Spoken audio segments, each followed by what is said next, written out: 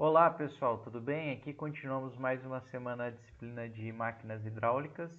Na aula de hoje nós vamos ver a conservação do momento angular, ok? Então pessoal, retomando, né, nas aulas anteriores nós vimos a conservação do momento linear, no qual basicamente, né, a gente tinha que a somatória de forças, né, lógico, fazendo aquelas considerações de regime permanente, né, entre outras coisas que nós vimos, nós vimos que o somatório de forças, tanto as de campo quanto as de, fugiu o nome, de contato, elas vão ser iguais à somatória, né, das vazões mássicas e velocidades saindo, menos somatório das vazões mássicas pelo produto das vazões mássicas pelas velocidades entrando, levando em consideração o sinal da velocidade, né? Tanto na entrada como na saída, de tal forma que o beta aqui é aquele fator de correção que, de uma maneira geral, se a gente analisar uma distância um pouco distante de quando nós temos variações bruscas ali da seção onde está contendo o fluido, nós podemos considerar como aproximadamente 1, tá? Bom, então o que que acontece? Na conservação do momento angular, a ideia é parecida, tá? Só que aqui nós vamos ter a relação de momento, tá? Então, para a gente retomar isso, a gente precisa relembrar o conceito de momento, que é o que? É o produto vetorial entre a distância de um determinado ponto e a força que está sendo aplicada e a força aplicada, tá? Então, toda vez que a gente falar momento, pessoal, a gente tem que relembrar que é em relação a um ponto específico que está ocorrendo esse momento, tá? E o momento é o que? É o giro, né? É o torque, é algo que está promovendo o que? A rotação de um sistema, tá bom? Então, aqui um exemplo bem simples para a gente entender isso seria uma vista aqui de cima de uma porta, como a gente está podendo ver aqui, tá? Quem quiser ver com mais detalhes, tem esse link aqui no Khan Academy que ajuda a gente a entender. Mas, por exemplo, aqui, pessoal, imagina que a gente queira calcular o momento da força ali F em relação ao ponto A, né? Ó, deixa eu pegar aqui um apontador a laser, que seria o que? A parte ali onde a porta ela está fixa, tá? Então, se a gente analisar, nós vamos ter a força que ela vai ser aplicada aqui na maçaneta, na direção J, tá? E a distância entre o ponto A e o ponto de aplicação da força é a distância RI, tá? Então, o que que acontece? Como nós temos uma distância entre A e B e uma força aplicada em B, de tal forma que esses vetores não estão na mesma direção, é possível a gente fazer o produto vetorial, tá? Que ocasionaria o momento. O momento seria o quê? Seria o torque, né, que proporcionaria esse movimento aqui dessa linha tracejada, tá? Importante da gente analisar, pessoal, se a gente utilizar a regra da mão direita aqui, né, ó, que se a gente pega a palma da mão e gira ali no sentido do movimento da porta, a gente vai ver a direção do torque, tá? Então a gente vai ver ó, que a direção ela vai ser identificada pelo nosso dedão, tá? Então, ó, conforme eu faço o movimento com a mão, a gente nota que o dedão fica na nossa direção, que seria o que estaria representado aqui pela direção Z, tá?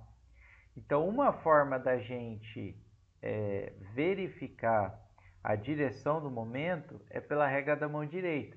Então, com a palma da mão, a gente primeiro indica a direção do R, está aqui para a direita, e aí a gente fecha a mão de acordo com o sentido da força. Então, se a força está para cima, a gente vai o quê? A mão vai ser direcionada para cima, e aí a ponta do dedo ela vai vir na nossa direção, tá? Como que seria a outra forma em que nós poderíamos fazer isso, tá? Vocês devem ter visto isso lá em álgebra linear ou geometria analítica, tá? Mas a gente pode fazer isso pelo produto de matrizes, tá? Desculpa, pelo resultante de uma matriz, tá? Então, não sei se vocês se recordam, como é um produto vetorial, a primeira linha ficaria IJK. A segunda linha vai vir o primeiro vetor do produto vetorial, que seria o R, que a gente tem embaixo na direção I, né? Que seria aqui na primeira coluna a gente tem o próprio R. Em J a gente não tem nada, em K a gente não tem nada, tá? E na terceira linha a gente vai ter a representação do vetor F, que a gente não tem nada na direção I, na direção J a gente tem o F, e na K a gente tem o 0, tá? E aí o produto vetorial, ele vai ser o quê? O determinante dessa matriz, tá? Então a gente copia as duas primeiras colunas, né? R0, 0F, e a gente acha o determinante, tá? Então eu vou até pegar outra tinta aqui da caneta, ó, e aí a gente multiplica, ó. Essa diagonal dá 0, essa diagonal dá 0, essa terceira diagonal aqui dá o quê? RF na direção K, ok? Multiplicando os dois. Depois, o que estão nas diagonais secundárias, que são no outro sentido aqui, eles são termos negativos, tá? Então, ó, veja que aqui, ó, dá 0, aqui, perdão, né? Foi até errado, ó. Aqui dá 0, aqui dá 0 e aqui dá 0. Então, nas diagonais ali, o restante do termo dá 0. Então, veja que o produto vetorial, ele vai dar o quê? O R vezes o F na direção K, tá? Que é o que está sendo mostrado aqui, tá? Eu não vou, pessoal, voltar nisso, porque isso vocês viram em outras disciplinas. Então, quem não se recorda dessa parte aí, peço que dê uma revisada, tá? Senão a aula vai ficar extensa e a gente não vai chegar no conteúdo que a gente deseja, tá? Então, vamos continuar. Beleza. Então, a gente viu como a gente calcula um momento devido a uma força, relembrando que vocês já viram em outras disciplinas, e como a conservação do momento angular, ela é dada o quê? Pelo somatório de momentos externos, né? Lembra que lá no linear a gente tinha somatório de forças externas, aqui a gente vai ter o somatório de momentos externos. Ela vai ser o quê? A taxa de variação do momento angular, tá? Se a gente retornar à definição do momento angular, a gente tem que o quê? O produto vetorial entre a distância e o mv, né? O m é a massa e o v é a velocidade, tá? Se a gente adotar aqui a massa, bom, substituindo aqui em cima, tá, pessoal? E a gente adotando a massa como constante, né? A gente vai chegar aqui, a somatória dos momentos é o que? A somatória dos... Perdão, pessoal, aqui não. Isso aqui é como a gente acha a parte somatória dos momentos, tá? Que a gente acabou de ver, que é o produto vetorial entre o R e o F. Então, se a gente substituir aquele no lugar do momento angular a essa definição aqui, e a gente fazer algumas manipulações algébricas, a gente chega aqui nessa expressãozinha. Então, o que nos interessa é ela aqui, tá? Se vocês verificarem, pessoal, ela é muito semelhante à expressão lá do produto do momento linear, tá? Eu vou até pegar aqui no OpenBoard para a gente analisar isso rapidinho, só para vocês verem que existe um comportamento bem semelhante, tá? Ó. Então eu vou copiar aqui para gente. Essa aqui é o momento angular, tá? E vou voltar lá do momento linear que nós vimos na aula passada, tá? Que é essa aqui, ó. Ó, se vocês notarem, pessoal, ó, o que que acontece? Aqui, tá, pessoal? Perdão, peguei até a expressão errada, mas seria o somatório de forças externas igual a parte ali depois da igualdade, tá?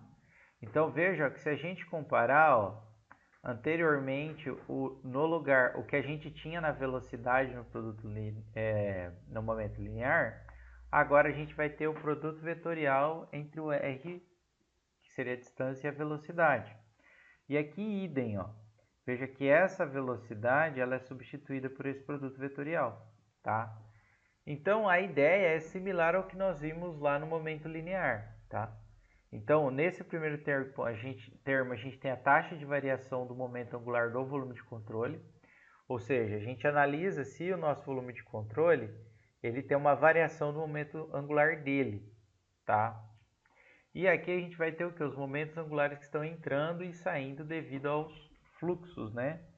De massa, tá? Então, o que acontece? Esse primeiro termo aqui, novamente, se a gente tiver a condição de regime permanente, ele vai ser zero, tá? Deixa eu passar aqui. Calma aí, pessoal. Voltar lá. Aí, ó, esse termo é zero. E aí sobra esse segundo termo, que, adotando novamente aquilo que nós já comentamos, tá, nas aulas anteriores, né, que é o que? Considerando que as velocidades que estão entrando e saindo, o campo de velocidades ele é uniforme, a gente pode tirar, simplificar essa integral aqui, eu não vou detalhar, e transformá-la nessa expressão aqui de baixo, ok? Tá? E aí aquele termo da variação do momento angular, que esse termo aqui, ele acaba se tornando isso aqui, ó. Veja que é bem parecido também com o que a gente tinha no momento linear. Isso aqui no momento linear a gente tinha o que? A vazão vezes a velocidade.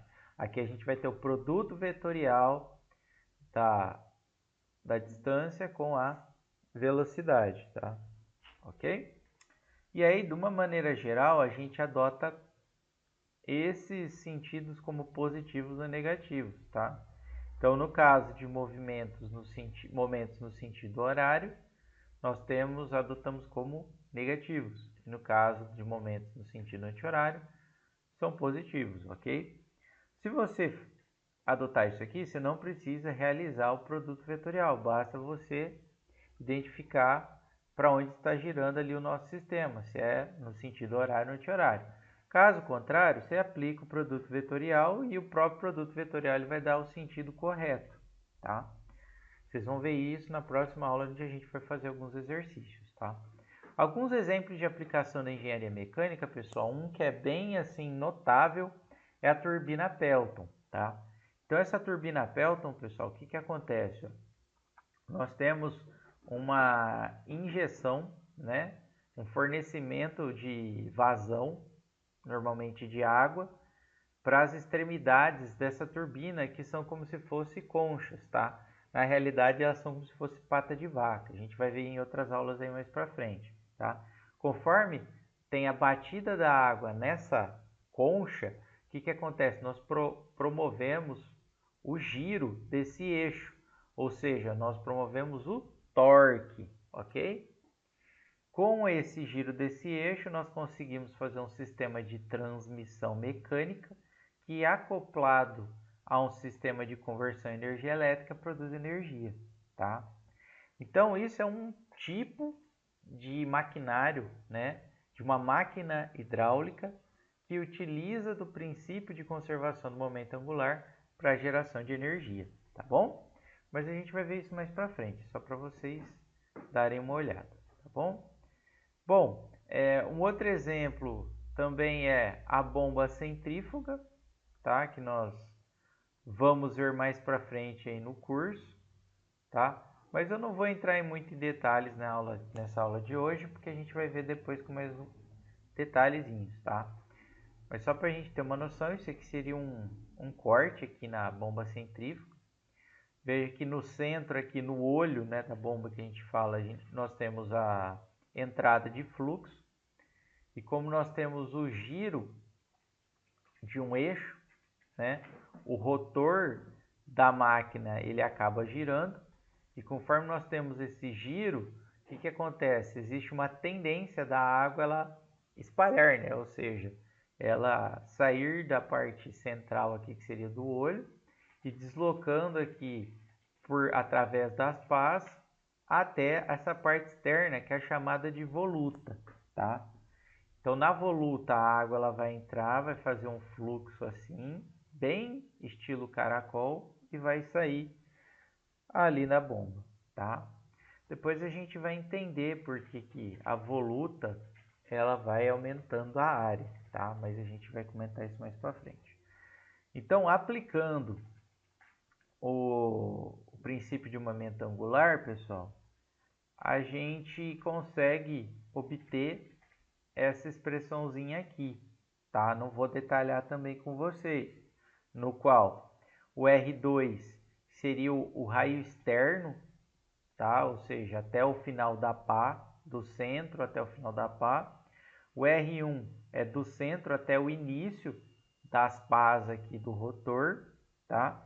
E esses ângulos aqui, α1 e α2, eles são ângulos construtivos, né? Que vão estar relacionados com a angulação da pá, tá? Nós também vamos ver isso com mais detalhes mais à frente. Mas nós vamos ter um ângulo construtivo aqui no início da pá e o outro no final, tá? Por esse corte aqui a gente consegue enxergar, ó. Veja que aqui, ó, a pá ela tem uma angulação diferente do que na ponta, tá? E esses B's aqui que estão nas expressões, eles representam a largura das pás, tá? Então, assim como a gente tem uma variação da angulação, nós podemos ter uma variação da largura, ok?